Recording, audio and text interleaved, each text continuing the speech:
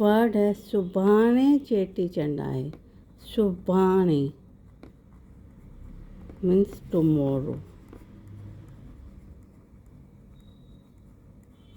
सिंधी में मैंने लिखा है सुभाणे।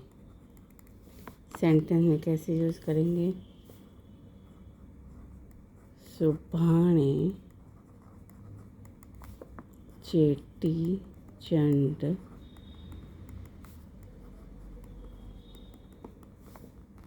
आए।